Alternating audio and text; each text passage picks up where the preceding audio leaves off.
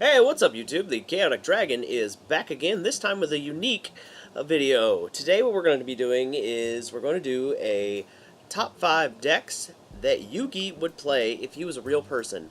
We're going to make this into an entire series on this channel, so look forward to seeing other characters in the future.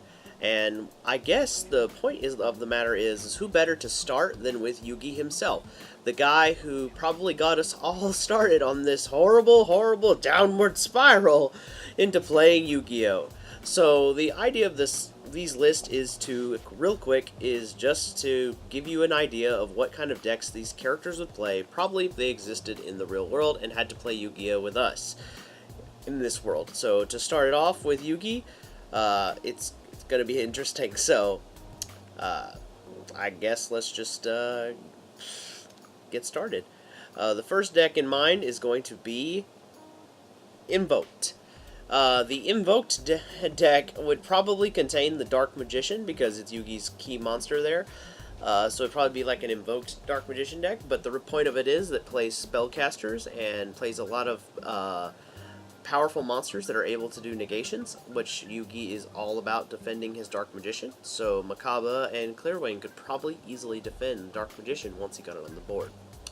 The next deck that we'll talk about is the Magnet Warriors.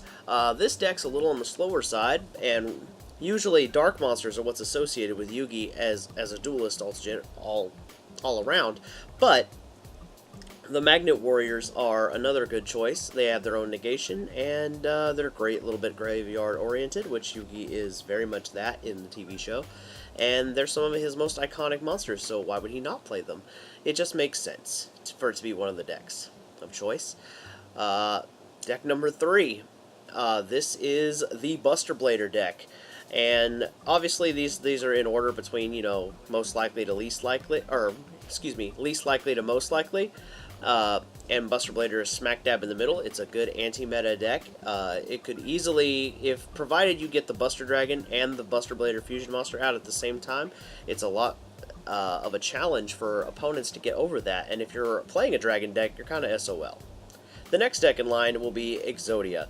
No, I don't mean Exodia Draw. I mean the legendary Exodia. I don't know exactly what its form is called. Give me just a sec, and I'll tell you. The legendary Exodia Incarnate. That is the deck that Yugi would play. He wouldn't. I mean, they've already explained that if these cards hadn't been lost, this would have been the deck he would have played in the show. And Exodia Incarnate is practically on the level of God cards. So, yep. And last but not, and obviously not least, Dark Magician. Yugi would play the Dark Magician deck. He just would. He probably would add Link monsters and various other cards to make the deck as meta as possible, because Yugi, at the end of the day, even in the show, is a competitive player. But he would. Where would Yugi be without his iconic Dark Magician? Without it, I mean, it's his key monster, and it's just his best monster. Don't forget to comment, like, and subscribe. Let me know for future videos that you would like to see. I'm not above giving you another character out of the line I already have picked. I'm probably going to do Kaiba next. But if you would rather see another character instead of Kaiba, please leave a comment down below. I'm not above giving the people what they want. And don't forget to keep up with the chaos. I'm out!